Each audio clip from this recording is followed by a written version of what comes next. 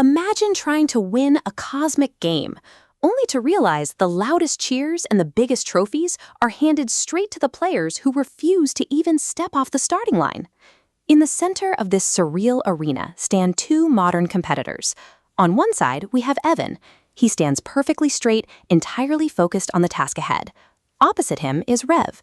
Rev is slumped over, staring at the glowing screen of his wrist device, completely swallowed by a thick, heavy fog of apathy. The rules of this simulation are straightforward. Hidden in the four corners of the stadium are distinct fragments of a master puzzle known as the Grand Blueprint. Gather the pieces, assemble the truth, and win. This diagram illustrates the primary obstacle on the field. That clean central line is a player's pure focus, but almost instantly it gets bombarded by jagged, chaotic waveforms. This is the stadium's atmospheric slime, an overwhelming, toxic blast of noise from false prophets and loud influencers, screaming about fake shortcuts and offering validation without any actual work. Rev immediately surrenders to this noise. He decides the game is completely meaningless, so he leaks all of his inner energy outward into digital static and political tribalism. His personal focus flatlines into dead, gray static.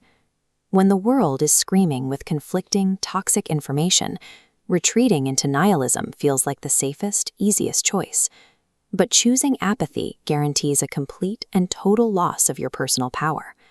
Evan takes a different approach.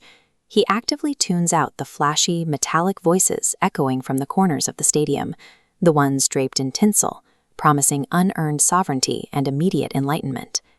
He engages in what is known as sacred labor. This is rigorous, quiet, and deeply unglamorous work. It requires a player to strip away their ego and seek out true guides, the ones who actually demand effort and discipline. Evan chooses the grounded path of integrity over the loud, easy handouts. Because of this, he successfully acquires the fragments piece by piece. He navigates the noise, ignores the toxic nectar of the false prophets, and locks in the real pieces of the blueprint. Throughout all this intense effort, Rev hasn't moved an inch. He remains absolutely still in the center of the field, stubbornly refusing to participate in a system he views as inherently flawed. Ignoring the shiny allure of modern shortcuts requires immense, exhausting effort.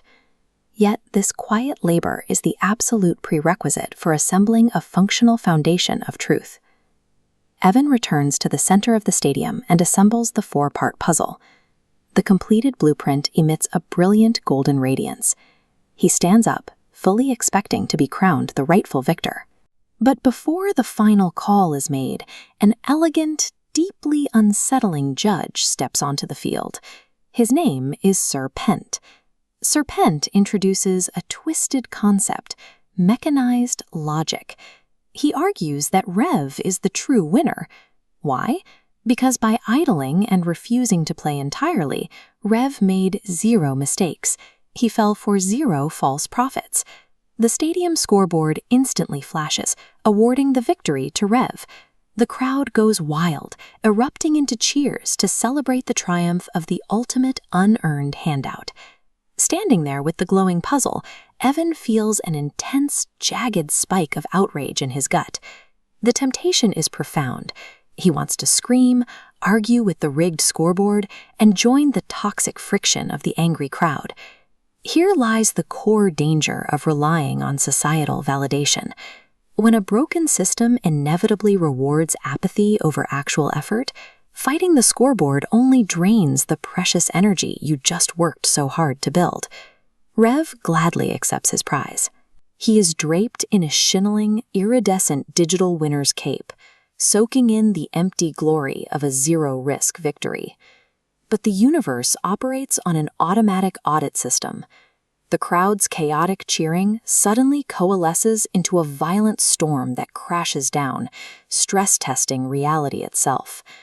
This storm tests a player's vibrational reservoir. Because Rev actively avoided the labor of the game, his inner bank account is completely empty. Under the intense pressure of reality, his unearned digital cape instantly condenses into a suffocating, heavy gray sludge that pulls him straight to his knees. This diagram shows Evan's blueprint reacting. Forged through genuine effort, the geometry fuses and erupts into blinding white fire, pushing back the jagged incoming vectors. The sphere expands into a crystalline dome, shielding him completely from the surrounding chaos.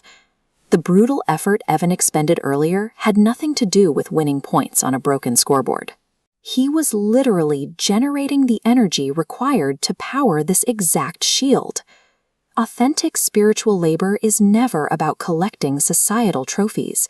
It is the literal, mandatory mechanism for building the inner fortress you need to survive when the inevitable storms of life hit.